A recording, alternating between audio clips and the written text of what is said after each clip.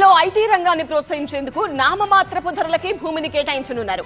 AP CM Chandrababu అధ్యక్షతన investment promotion board భేటీలో కీలక నిర్ణయాలు తీసుకున్నారు.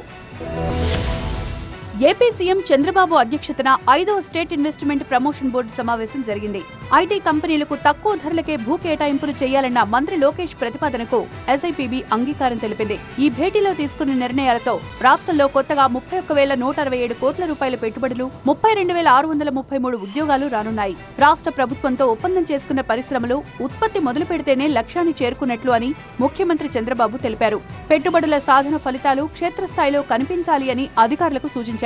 ఉద్యోగాలు పొందిన వారి వివరాలతో త్వరలో పోర్టల్ ఏర్పాటు చేస్తామని సమావేశంలో సీఎం చంద్రబాబు చెప్పారు. ఇక విజయనగరం జిల్లాలో మహామాయ ఇండస్ట్రీస్ లిమిటెడ్ పేరుతో 2,063 కోట్ల పెట్టుబడులు, 1000 ఉద్యోగాలు రానున్నాయి. నాయుడుపేట ఎంపీ సెజ్ లో ప్రీమియర్ ఎనర్జీస్ లిమిటెడ్ 4,200 కోట్ల పెట్టుబడులు పెట్టనుంది. దీనివల్ల 1,500 ఉద్యోగాలు వస్తాయని తెలిపారు. ఇక తిరుపతి జిల్లా శ్రీ సిటీ సెజ్ లో 839 కోట్ల పెట్టుబడులు పెట్టనున్నారు. దీనివల్ల 692 మందికి ఉద్యోగాలు వస్తాయి. ఇదే సెజ్ లో ప్రొటీరియల్ లిమిటెడ్ 1,055 కోట్ల పెట్టుబడులు పెట్టనుందని, 515 ఉద్యోగాలు రానున్నాయని అధికారులు తెలిపారు.